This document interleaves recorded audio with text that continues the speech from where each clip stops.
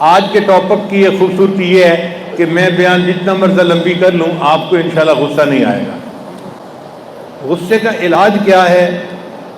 انسان یہ سوچے کہ مجھے قدرت ہے تو میں چھوٹے بچوں پہ ایسا غصہ کر رہا ہوں، اللہ کو تو میرے اوپر بھی قدرت حاصل ہے، اگر اللہ نے میرے اوپر غصہ کر لیا تو میرا کیا بنے گا؟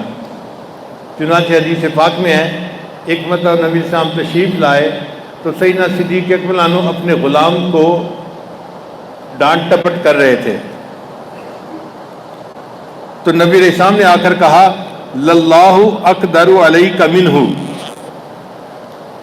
اے ابو بکر جتنا تجھے اس کے اوپر قدرت حاصل ہے نا، اس سے زیادہ اللہ کو تیرے اوپر قدرت حاصل ہے۔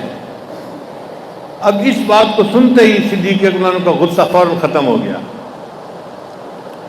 تو خامد کبھی بیوی پہ غصہ کرے تو فوراً سوچے کہ جتنا مجھے اس پہ اختیار ہے اس سے زیادہ اختیار اللہ کو میرے اوپر ہے، اگر اللہ نے میری کوتاہیوں پہ غصہ کر لیا پھر کیا بنے گا؟ حدیث مبارکہ میں آتا ہے جو بندہ دوسرے بھائیوں کی غلطیوں کو جلدی معاف کر دیتا ہوگا اللہ تعالیٰ قیامت میں اس کی غلطیوں کو جلدی معاف فرما دیں گے۔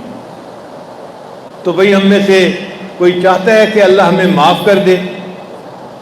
اگر ہم چاہتے ہیں تو ہمیں بھی دوسروں کو جلدی معاف کر دینا چاہیے، بات کا بتنگڑ نہیں بنا لینا چاہیے، یا خواہ مخواہ لڑائی جھگڑا نہیں چھیڑنا چاہیے۔ نبی علیہ السلام نے ارشاد فرمایا میں اس بندے کو جنت کے وسط میں گھر دینے کی ضمانت دیتا ہوں جو جھگڑا کرنا چھوڑ دے اگرچہ حق پہ ہی کیوں نہ ہو۔ میں اس بندے کو جنت کے وسط میں گھر دلانے کی ضمانت دیتا ہوں جو جھگڑا کرنا چھوڑ دے اگرچہ وہ حق پہ ہی کیوں نہ ہو۔ بندہ سمجھتا ہے میں حق پہ ہے اور جھگڑا بڑھاتا رہتا ہے، نہیں، پھر بھی چھوڑ دو، جھگڑا اچھی چیز نہیں ہے، محبت پیار سے امن سلامتی سے رہنا یہ اچھی چیز ہوتی ہے۔